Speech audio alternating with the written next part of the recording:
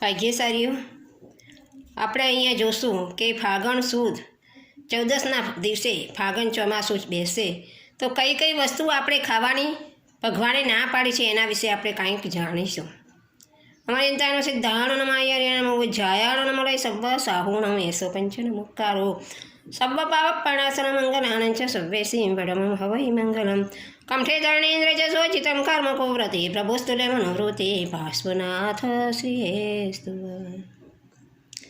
મારા ભગવાને પોતાના કેવજ્ઞાની આંખથી જોયું છે કે ફાગણ ચોમાસા પછી શું શું વસ્તુ ન ખાવી.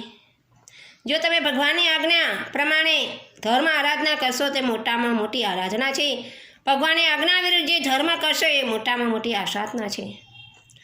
તલ ખપશે પણ વસાયેલા ખપશે. ડ્રાયફ્રૂટ, કાજુ, લીલવા, અખરોટ, પિસ્તા, ખજૂર આ બધું જ ત્યાગ છે, અભક્ષ છે. બદામ ખપશે અને ટોપરાની કુંડીઓ પણ ખપી શકશે. પણ ભાગ્યશાળીઓ, જ્યારે તમારી દિવાળી આવે એટલે પોતાના સ્ટાફને પોતે કાજુ કટલી જ આપે. કેમ આવું? તમે જૈન થઈને જો શાસ્ત્ર વિરુદ્ધ કરશો તો તમે બીજાને ખવડાવશો તો એમને દોષ નથી, તમને જ દોષ છે. આ બધા દોષમાંથી આપણે પાછા હટવાનું છે. ભાગ્યશાળીઓ, એક પોતાની જીભના લાલસાએ જ્યારે મંગુ મારા સાહેબ જેવા જો ગટરના રાક્ષસ બની ગયા તો આપણે શું હિસાબમાં છીએ? મંગુ મારા સાહેબ હતા, 500 શિષ્યોના ગુરુ હતા.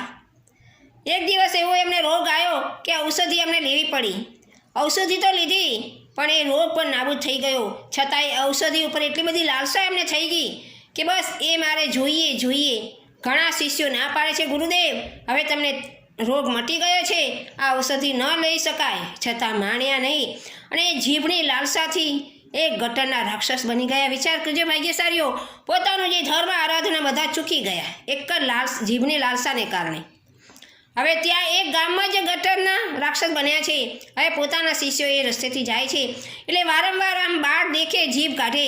બધા શિષ્યો ડરે છે કે આ શું છે. પોતાના બીજા ગુરુને આવીને પૂછે છે કે ગુરુદેવ આવું કેમ થાય છે? તારે ગુરુ દેવ ત્યાં આવે છે અને પોતાના જ્ઞાનથી જુએ છે કે હો આ તો આપણા ગુરુ જ છે. કારણ કે એમ જીભના લાલસાથી એમને આપણે વારંવાર કહ્યું પણ એમને ઔષધિ ન છોડી તો એમની આ દશા થઈ.